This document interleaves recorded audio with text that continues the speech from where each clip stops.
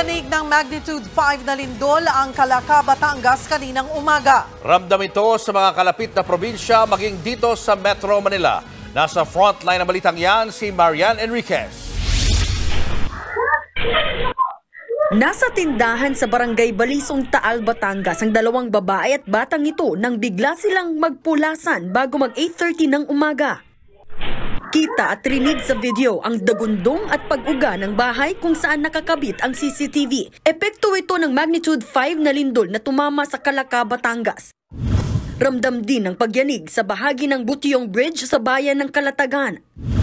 Napatigil naman ang mga tricycle driver na ito nang maramdaman ang pagyanig sa kanilang terminal sa parehong bayan. Agad ding nagtakbuhan ng mga empleyadong ito sa isang gusali sa Calatagan pa rin. Hindi naman itinuloy ng mga residenteng ito ang pag-withdraw sa ATM machine dahil sa lindol.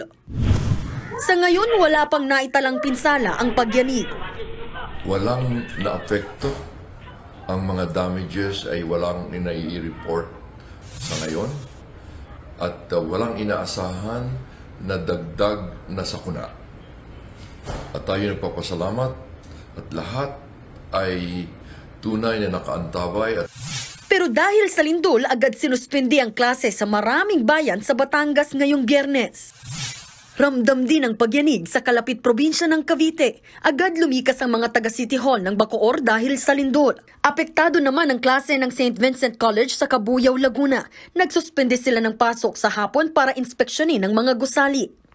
Pati rito sa Metro Manila, ramdam ang lindol. Napuno ng mga empleyado ang Adelantado Street sa Legazpi Village sa Makati.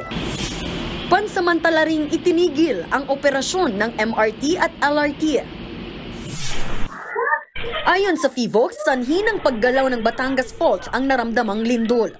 Earthquake should not be significantly damaging.